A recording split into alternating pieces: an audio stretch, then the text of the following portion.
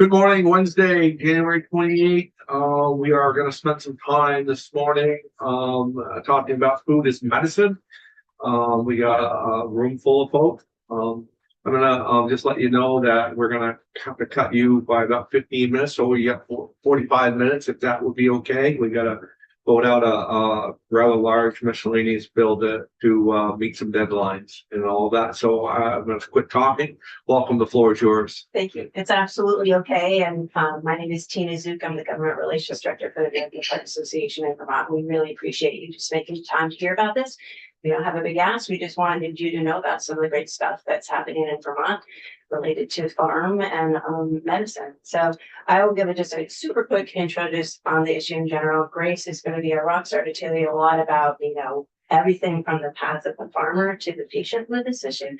But just as quickly, what it is, food as medicine is when a physician or a healthcare provider prescribes healthy food to patients to either treat, manage, or prevent chronic conditions such as cardiovascular disease, which we always obviously care about, and in a way that's integrated with paid for by the healthcare sector. This effort results in benefits not only to the patients, but also to communities and to farm economies, including in Vermont. It's needed because an estimated 90% of the 4.3 trillion annual cost of healthcare in the United States is spent on medical care to treat chronic diseases. And for many of these diseases, including cardiovascular disease, diet is a major risk factor. So food as medicine can also improve health outcomes, and we're seeing that here, and you'll hear from some of the folks behind me.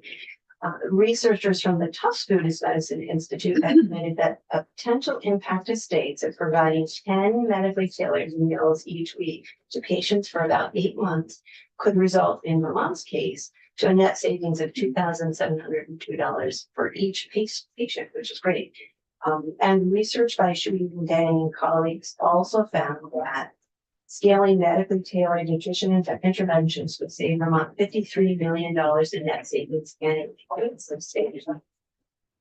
You'll hear from our witnesses today how we're seeing positive health outcomes in Vermont, from lower blood pressure to cholesterol levels, from the programs that are happening currently here around the state, but that we also need to ensure that these programs are sustainable to continue this great progress. And as I mentioned earlier, I'm going to turn it over to Grace right now to give you a broad overview of exactly what these programs look like in Vermont, starting with farmers and ending with patients on the journey that they're helping. Thank you. Thanks.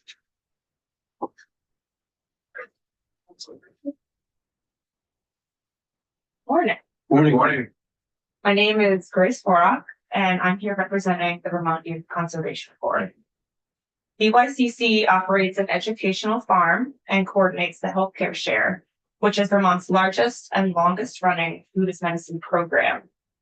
We are in our 14th season and are now one of 6 programs in the state providing locally grown food to patients experiencing diet-related disease and food insecurity. This particular food as medicine initiative is called a produce prescription program. Healthcare providers prescribe fresh fruits and vegetables, and patients receive the CSA style shares at no cost, along with recipes and cooking classes that help them learn how to prepare and use the food in their shares. At VYCC, we serve participants in Washington, Orleans, Chittenden, Windsor, Caledonia, and Addison counties. While other food security programs provide essential access to produce, food as medicine programs go further by integrating food directly into patient care plans. This approach links healthcare dollars directly to locally grown food, creating a guaranteed market for farms while treating nutrition as a key part of healthcare. Having worked on other farms both in Vermont and across New England, I've seen firsthand how critical secure contracts and reliable markets are for farm viability. As we know too well in Vermont, growing food is unpredictable. Weather, labor, and market fluctuations can all affect a season's success, but food as medicine programs, similar to CSAs, provide steady demand that allow farmers to plan what to grow and how much to grow, all while minimizing risk. Reliable contracts don't just support individual farms. They strengthen local food systems and help ensure fresh, healthy food reaches people who need it most. This creates economic benefits that ripple through local jobs, food hubs, distributors, and regional food infrastructure. In 2024 alone, Food as Medicine programs in Vermont purchased more than $405,000 in food from 39 farms, a 162% increase from the previous year. Farmers are ready and eager to grow this food, and healthcare providers and patients are ready to receive it. What these programs need now is sustained investment. In other states, mechanisms exist through state funds, Medicaid, or insurer support to cover the cost of Food as Medicine programs. In Vermont, however, each program currently pieces together funding from a patchwork of sources, limiting growth and the long-term stability of these initiatives.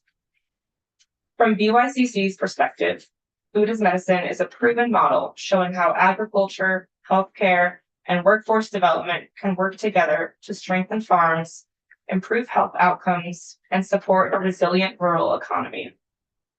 We urge the committee to explore ways to invest in these programs, which create reliable markets for Vermont farmers, bolster rural communities, and expand access to fresh and local food.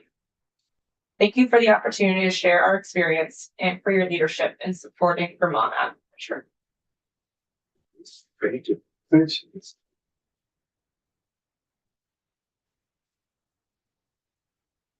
Shall I go?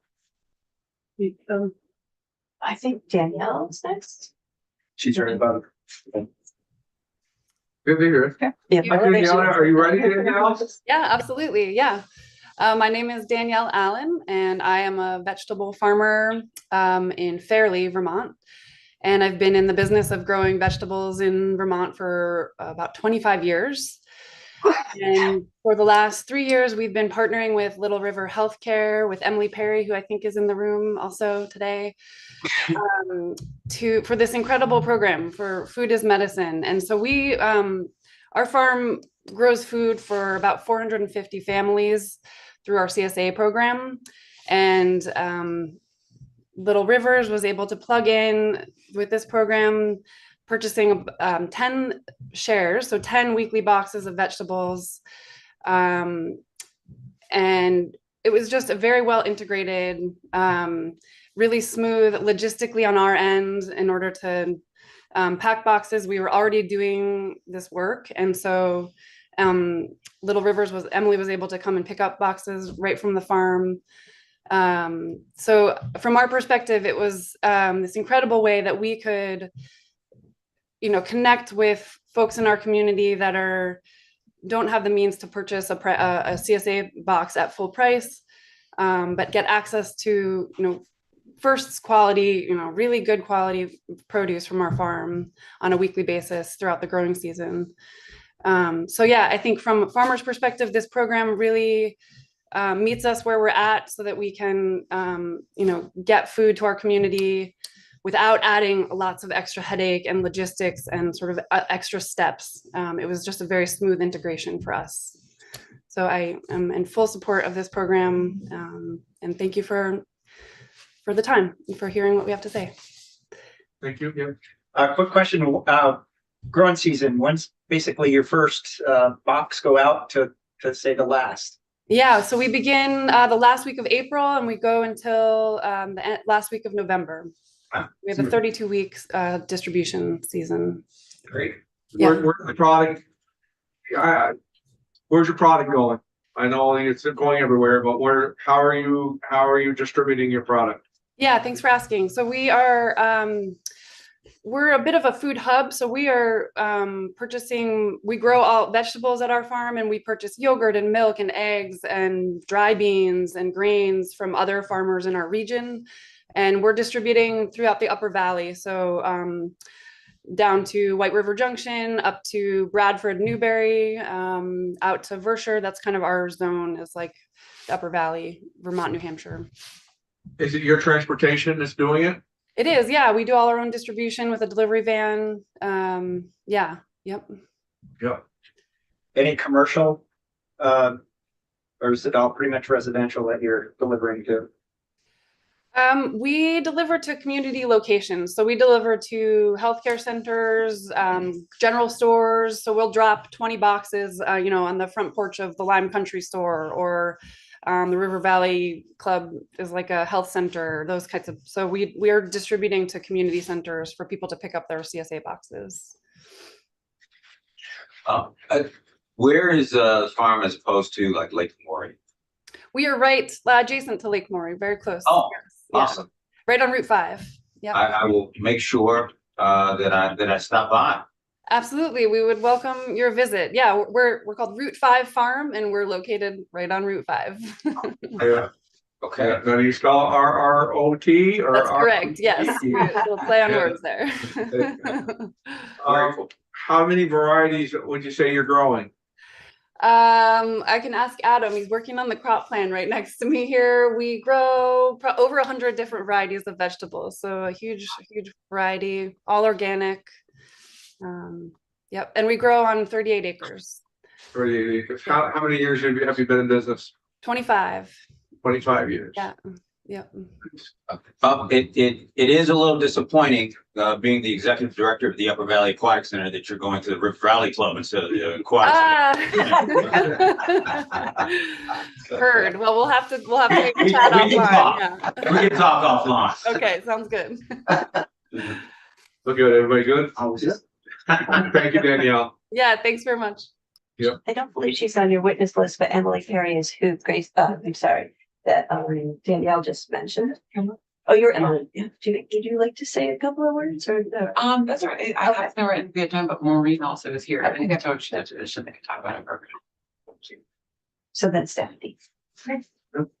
Hi, Corinne. Good morning. Morning to you. So thank you for having us. Thank you for hearing us. I'm Stephanie Pinard, local, grew up in Montpelier, and I am the community resource manager and the coordinator for the healthcare share from People's Health and Wellness Clinic in Barrie.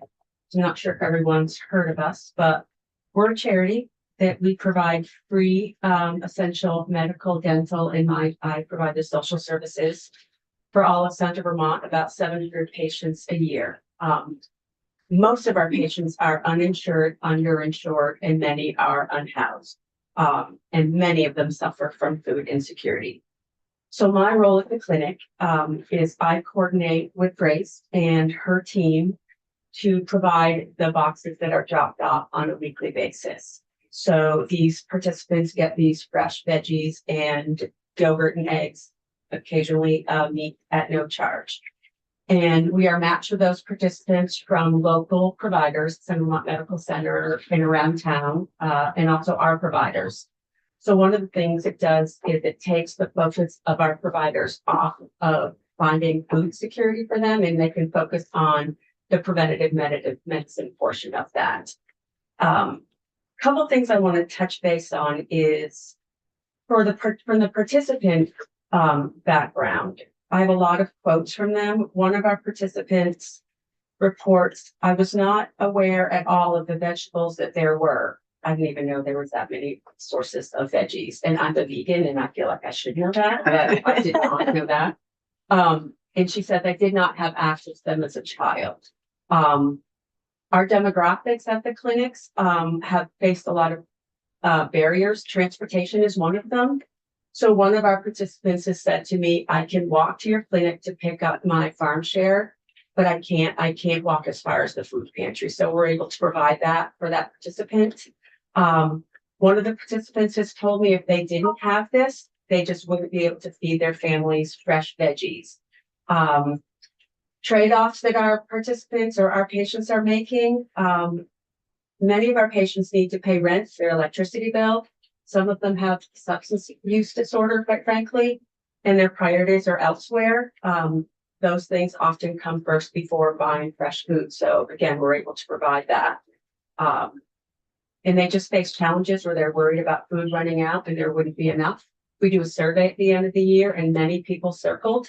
I do worry there wasn't enough food for this week. I do worry that I wasn't be able to stretch my dollars. What changed during that multitude of weeks is, these are some of the quotes I've gotten, is I seldom can afford farmers market prices. This gives me healthy food. Healthcare share introduced me to veggies I would not have been able to afford to buy for my family. I love kale now, flat out was the quote. I save money while having access for fresh food that I wouldn't have been able to afford with increased prices at the grocery store. And I noticed an increase in confidence in cooking skills. One of the survey questions is, do you find that you're cooking more and using more vegetables? And across the board, everyone has said they're more confident in their ability to cook. They ate more veggies, and locally sourced food is important. So they share recipes with me when they show up. I'm the person that gets their food bundles, talks to them every week, and we, communicate back and forth about how much this food means to them, sharing recipes. Go so far as there's a 60-year-old woman in Barry that will make cards vegetable themed and pass back and forth through me to all of the volunteers at the farm. I was lucky enough to spend a half day at the farm, which is an amazing farm, 11 acres, and got to see where the food is grown. I met the volunteers. I stayed for lunch. It's an amazing program. So supporting our local farm where the food is grown is obviously a huge part of living in Vermont, and it's a big part of the healthcare share. So from what I see on a day-to-day basis during the season is the food is medicine, improving health and reducing stress, preventative medicine that food can be. And my last quote is, by augmenting food sources, I've had less stress in my life and therefore am more healthy. So thanks for your time. Question for Grace. So, is it most of the volunteers, kids that come work for the summer? Yeah, so And how, same question we asked Danielle, when do you start, when do you finish? So we operate a winter share that goes from December to March, and then our sort of main season is June through Thanksgiving, so through November. And then the folks at the farm that Stephanie's talked about, those are the core members that are there. So the youth and young adults, and then we have about 6 full-time staff. Is that down on the Richmond? Yeah. And there's a little farm, stand right out front that, right? That you Yeah. can go to, like you could just drop by and grab. Thank you. Thank you very much. Maureen's up next. Good morning, Maureen. Good morning. Thank you for this opportunity. So I'm going to speak a little bit about the food pharmacy that Danielle already alluded to at Little Rivers Healthcare. So Little Rivers began our food pharmacy in 2020. I'm just gonna have you identify who you are, just for the people that don't know, please. Oh, okay. So I'm Maureen Boardman. I'm a family nurse practitioner here at Little Rivers, and I am director of clinical quality for the organization as well. And I started the food pharmacy in 2020 after I went to a educational seminar that was put on by Bi-State that brought somebody from Geisinger Health in Philadelphia, who they had built a food pharmacy, or basically a grocery store, onto one of their inner city clinics. And while I knew that wouldn't work in rural Vermont, I was intrigued by the idea because I've encountered so many of my rural patients who are food insecure. So it started with me receiving 200 to 300 pounds of fresh food from Willing Hands, which is a gleaning organization out of Norwich, Vermont, that services the Upper Valley. I would teach at Dartmouth Med School in the morning and then drive over to Norwich, and they would load up back in my RAV4, and I would drive it back to the clinic to be distributed to our patients. We now receive between 800 pounds to 1,200 pounds of food a week from Willing Hands. The difference is the winter months and the summer months. Little Rivers also receives approximately 7,000 pounds of food from the Vermont Food Bank to support our food pharmacy, as well as the past 3 years we have had the CSA shares that Danielle alluded to from Route 5 Farm. This year, we also had a Stuff the Van food drive at the Bradford Hannafords after they donated a cargo van to Little Rivers Food Pharmacy program. So Food is Medicine affirms the premise that access to nutritious food is critical for health as well as well-being by managing and preventing diet-responsive conditions such as diabetes, hypertension, and coronary artery disease. Studies have shown that half of all American adults have one or more preventable chronic diseases, and many of these are related to poor quality eating patterns. 8% of Little River's patients are food insecure, and 75% have at least one chronic disease diagnosis. Currently, Little River's Fresh Food Pharmacy serves 100 patients, and we have a 3-week rotation for food from the food pharmacy. Patients to be eligible have to be both food insecure and have at least one chronic disease diagnosis. So Food is Medicine affirms the premise that access to nutritious food is critical to health and well-being. By managing and prevention of these diet responsive conditions such as diabetes, hypertension, and coronary artery disease. I certainly want to say that anyone who's been to the grocery store recently can attest to the fact that eating healthy is expensive and getting more expensive. Patients and families who are food insecure often rely on cheaper processed foods that have little or no nutritional value than healthier fresh fruits and vegetables, dairy, and lean proteins. So think about the difference between the cost of a box of Kraft macaroni and cheese. I Googled it this morning, averaging $1.50 in the state of Vermont that will feed 4. And the average cost to make a basic homemade garden salad for 4 people is approximately $5 to $10, depending on ingredient choices and seasonality. So my goal for Little River's Food Pharmacy has been to create a dignified, welcoming, and comfortable atmosphere where healthy food can be easily accessible by patients, to use food as medicine to manage, treat, and prevent diet-responsive chronic diseases in our rural community. It touches a special place in my heart when patients talk to me about their lives and their health, how their lives and their health have benefited from having access to our food pharmacy. And I also want to say that the largest geographic food desert is also located in Little River's food service area. So 25 west from Bradford to Barry, there is nothing but convenience stores, and the same thing 302 from Wells River to Barry, also no reliable sources of fresh fruits and vegetables.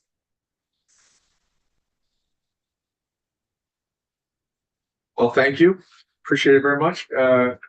Questions from the committee? No?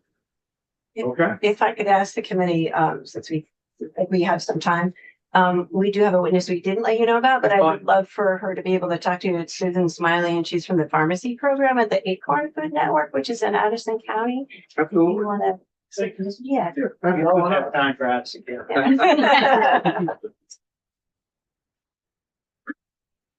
Hi, my name is Susan Smiley. I'm on the board of the Acorn Food Network and have been since its founding. One of the When was programs that? that was 2002. One of the programs we have various programs that we created over those years to support farms with markets mostly, but and strengthening the connection between growers and buyers. But I'm here today to talk about our pharmacy program, which we started in 2019, inspired by the BYC's program and Rutland's program. But we've been hosting the Addison County Pharmacy Food is Medicine program since 2019, every summer. We currently serve 100 families who are mainly referred by Porter Hospital, which is our local hospital, and the Department of Health, and a local food shelf and private health clinic. It started out with hospital solely, but others have added their some part people that they see to our list of people we support. We contract with 4 local farms, providing a stable, flexible market for emerging growers and experienced growers. In 2024, we added a winter pharmacy program that serves 65 people monthly with a mix of vegetables, dairy, meat, and bread, which is new. and fosters markets in the slow months for producers and provides a consistent supply of food to folks in the winter. Over the course of 8 seasons from 2019 to 2026, we paid farmers a combined total of $300,000. We contract for their production and establish prices at the beginning, early in the season. We would love to grow this fund, but as funding allows, and currently funding comes from Acorn. We raise money for this program in Addison County. And Acorn is part of and helps curate the Farm to Plate Healthcare CSA Community of Practice organization. So our executive director is a regular participant in a group, statewide group that needs to talk about how things are going, what are, how we do things, and sharing that information.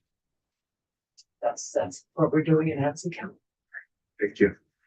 And we deliver from mid-June now through March, but it started out mid-June through end of October, but we've got to shift. So you mentioned 4 farms. Where are they and what do they grow? They're vegetable farms. One is over on the other side of the mountain in Hancock. Yep. The other 3 are in Moncton, in Salisbury, and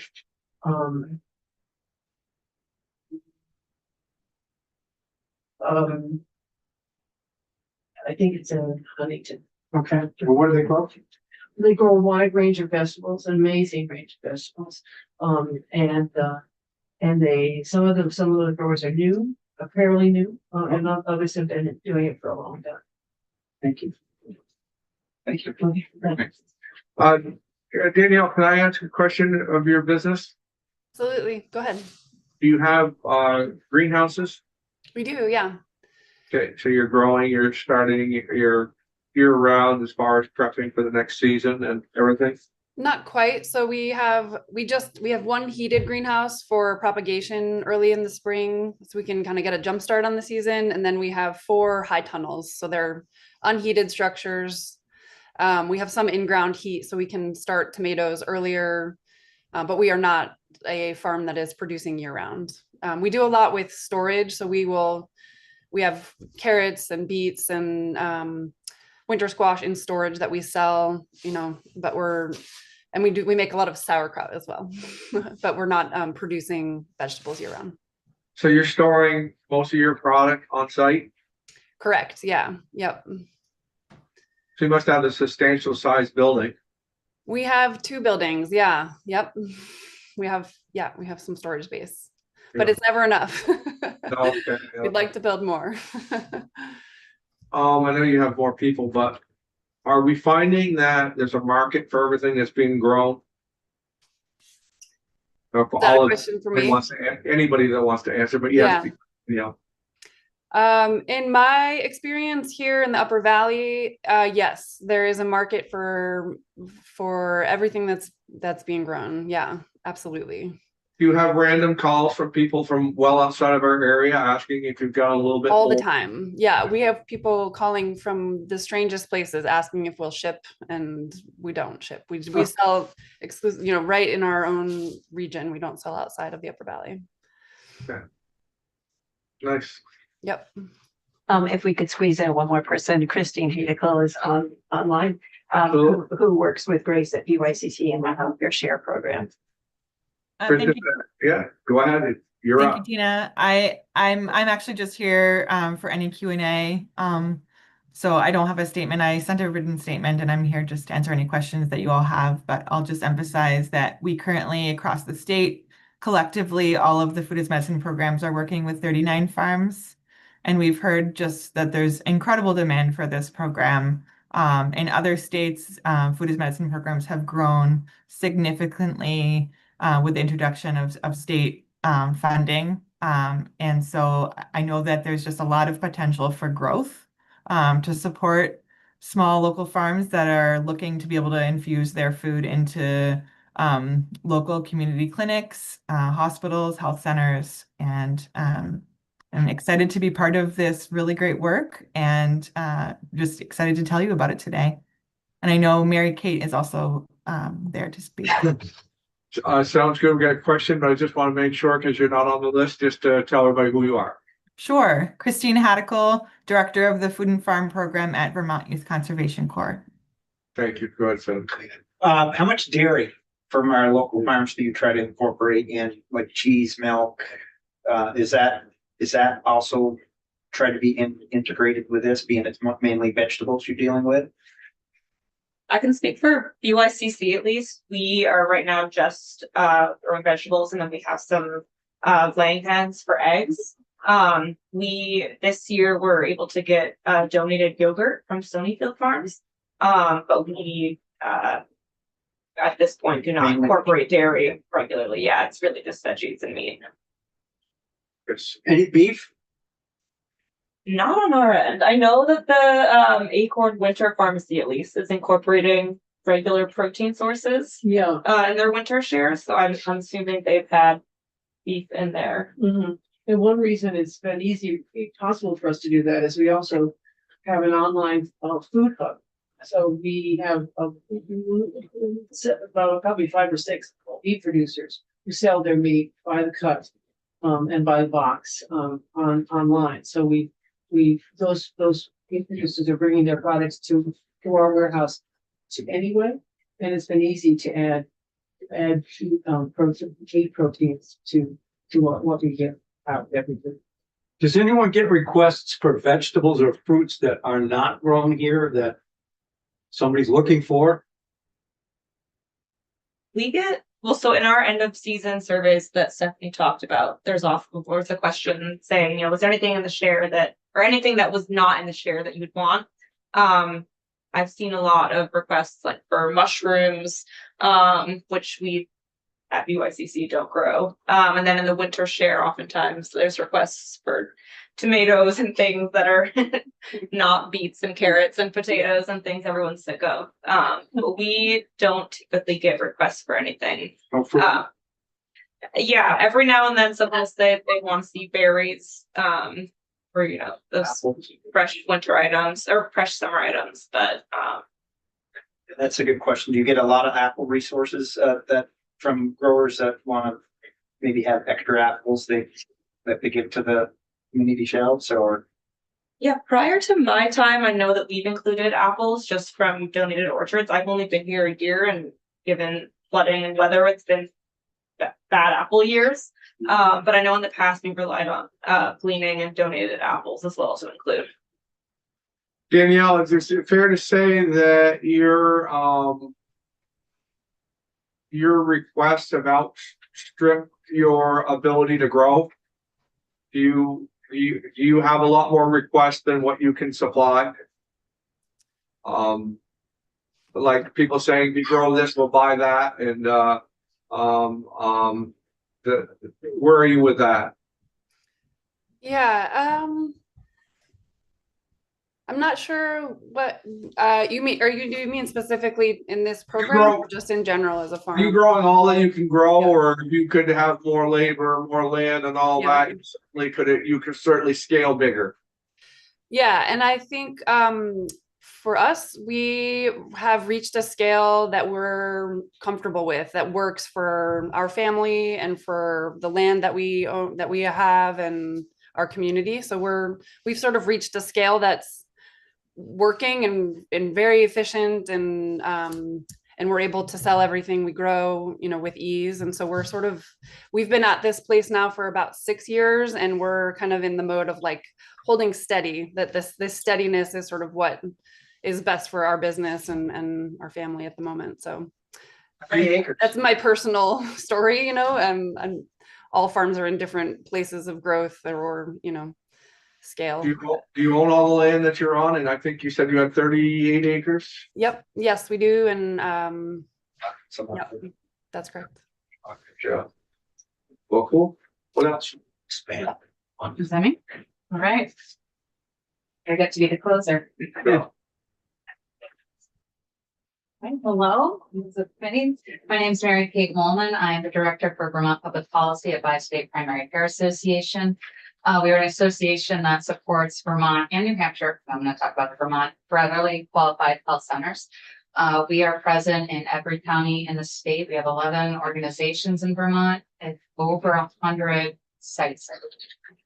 So Gifford is one, Little Rivers is another, Rutland Community Health Centers in Burlington, Mountain Community Health in Madison County, Batten Hill down in our southwest region. Well, really why our take home today was really to provide some education about how the arc between the farm, the provider, and the patient, and how that all flows together. And we hope we've demonstrated that. Make sure I'm covering my points here. And really calling out that this is a high value approach to supporting our farmers, to improving Vermont population health, and controlling our cost of healthcare in the state, which is a major factor in affordability for Vermonters. I mean, it's a fifth of our economy, which really can suck a lot of the resources away from other really important things that this funding should go towards, that our general fund go towards. So I think investing in primary care, the preventive care, can really help address that overall cost of care. So that's the goal with this program. So we want to achieve. So looking forward, what do we want to have happen next? We have formed a task force, the Food is Medicine Task Force. It involves policy experts, Vermont farmers, nutrition experts, a number of our Vermont federally qualified health centers, QI experts, like quality improvement, and payers. So we haven't brought in Medicaid, but we are working also with commercial insurers. And the goal of this task force is really to establish sustainable reimbursement.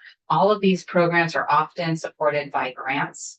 That's really great. You get a great program running, you show some serious success, and the grant funding dries up, and the program now needs to go away. And you actually then have to dismantle all of that infrastructure that you've established.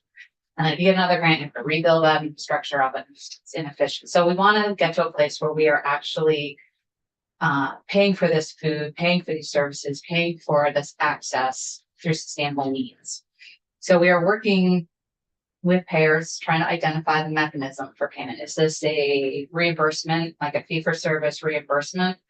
I don't know how familiar you are in the healthcare world. We often talk about value-based payments, value-based care, where we like to a capitated payment that covers a whole range of services. Is this a service that might be folded into that type of payment that comes from Medicaid or the commercial payers? So that's one of the things that this task force is exploring. We also want to explore the scope of what this benefit might be. Like, who does it cover? Who's eligible for these payments? What is the scope of the benefit? What does it cover? And then how much should that be reimbursed? Because again, you want to make sure that you're covering the cost of these programs. They have a high return on investment, but you're not going to see that investment unless you cover the cost of actually providing it. So that's what the task force is planning on. It's working on, brought together a great coalition of individuals and organizations across the state. And while we don't have a specific ask right now, we hope that in the future we can work with this committee. And I spent a lot of my time in the Senate Health and Welfare Committee, so maybe we saw Chair Lyons in here just at the beginning.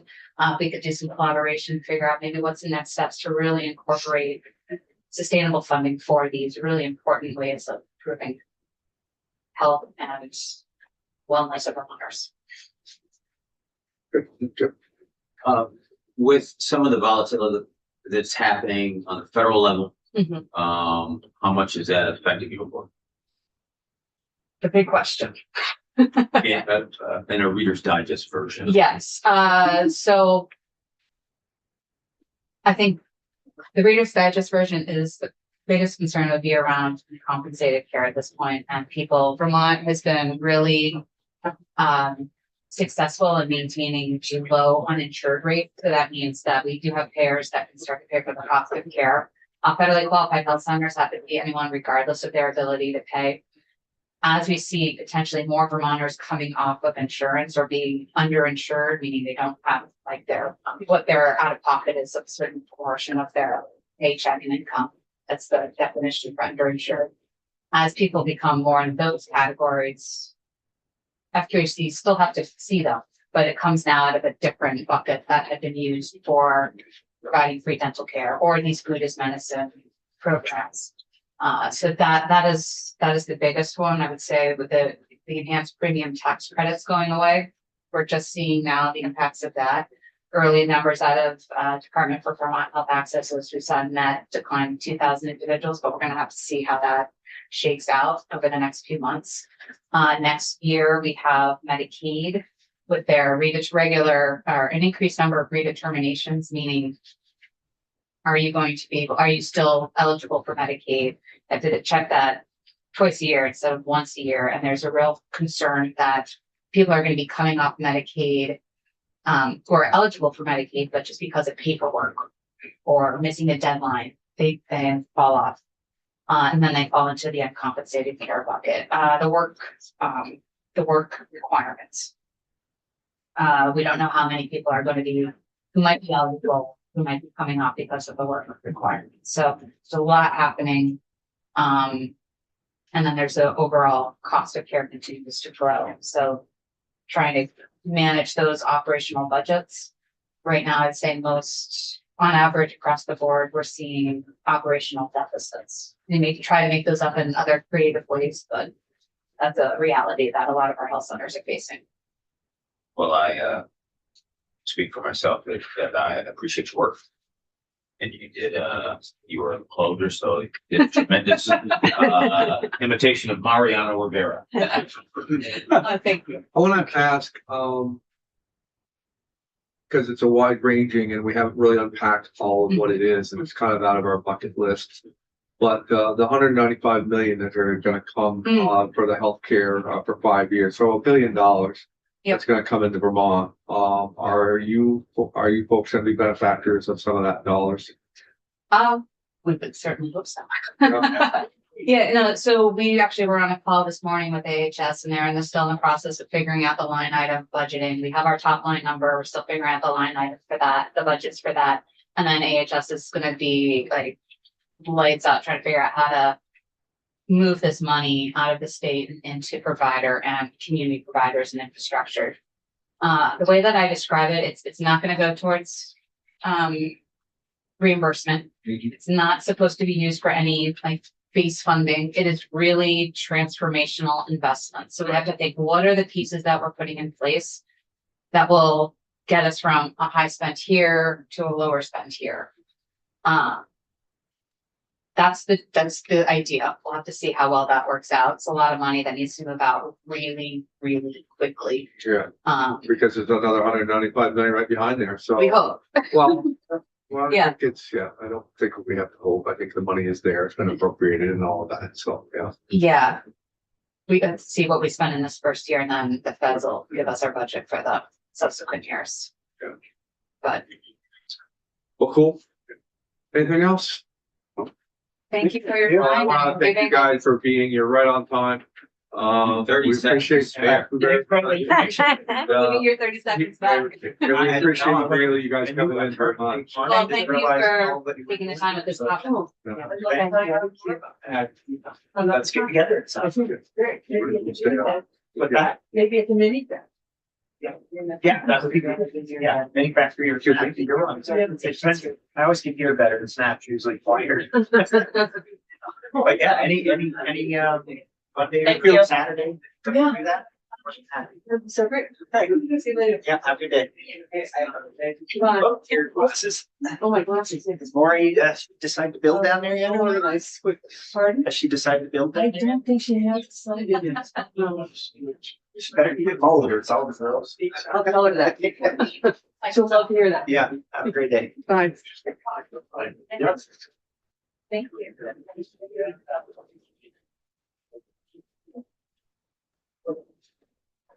Okay, good job with that, guys. We're gonna stay online and we're going to as you know, we have a procedural vote to be made to vote this bill out. That will actually ask to recall and bring back into our committee. I think everybody understands the mechanism of it. So the things we have to correct in it, it's gonna come back here. Everything, Okay. everything starts anew. There's nothing in this bill that has to stay. There's nothing in the bill that has to leave. It all is gonna be done through the process of committee work. Okay. And, all we're doing is, just, following some rules to get it out of here and we'll get back in and we'll go to work. Good. I will say that we have a lot to do. We all need to work together, to get, through with what we have. Things we need to remember are that there are people that have asked for a lot of this stuff. The farmers, to the people that we represent, and, we'll do all we can do to get it out of here and get it going. We got 14 subjects on this one bill here, and I think there's 2 more that want to get attached to it. So we're looking at 16 things, covering the large, spectrum of farming. We have the new additions, as you got some language today about the hemp. The hemp, remember what we're really trying to do with the hemp is we are trying, and we're not voting on that now, but, the hemp is really, how does it relate to agriculture? That's why we're not really talking about the marijuana part of it. We're talking about the hemp part of it. And it says specifically in that bill right here, it says, that we are just looking at how it relates to agriculture. So that we have that, and we have some current use language that's going to come in, hefty stuff. You haven't seen the language on that, but I'll just bring you the 30,000 foot view of it. We've had some farmers that keep on getting caught up in how current use is administered, or as how it's applied, with the regulations of listers being kind of pulled away from towns. As Senator Collmore and his committee is understanding, it's looking like it wants to go to a state system. You don't have as many listers anymore going around and reminding these farmers, hey, you put that new barn up, are you good with current use? You've done this, you've added this parcel over. Are you good with current use? And so I haven't seen the full language on that bill yet, but it's going to basically kind of help streamline farmers. We have another guy that was in here the other day that I was made aware of that it was his family farm got put into an estate, and everybody just thought it would just carry over. So we're going to see that language as it relates to current use and help farmers stay involved in it, and maybe get away from the yearly requirements of if there's no changes. So that's going to come in as well. So very, very important work as well. But what we have in front of us right now is what was reviewed yesterday. Does anybody have any problems fundamentally with any you didn't think that it would be included in this bill?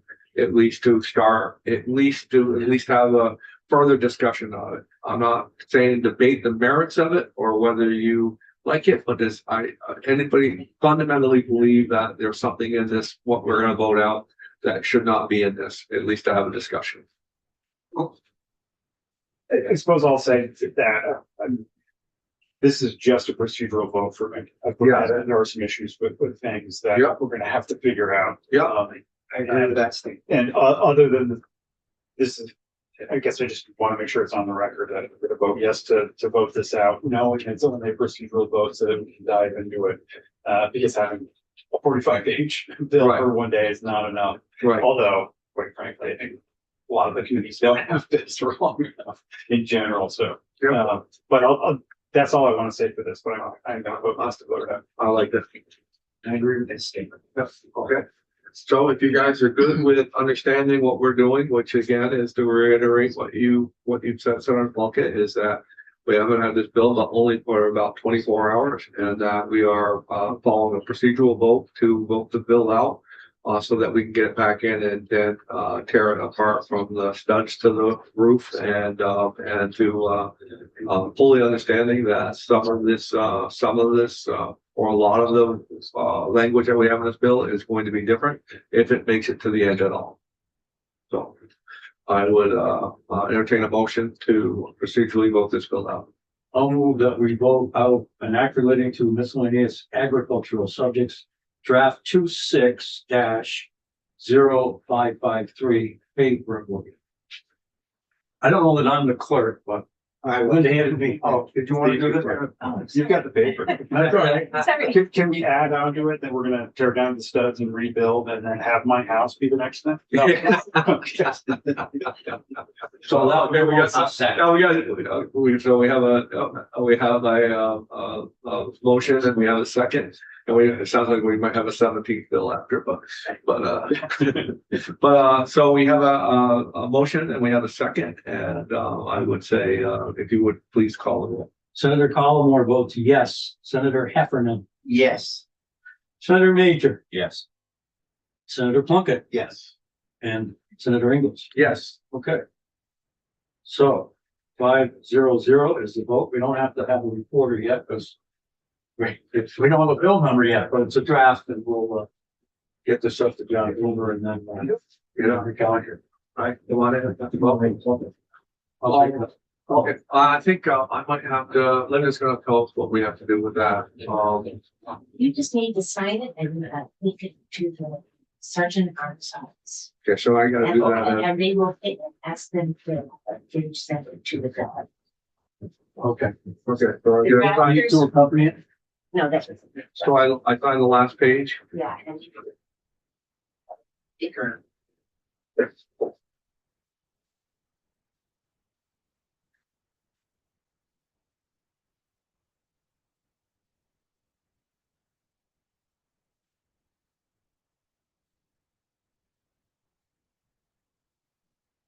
What's the date today? 1/28, 1/28, 2026. Okay. Thank you for all of that. I'm just gonna ask for like a 5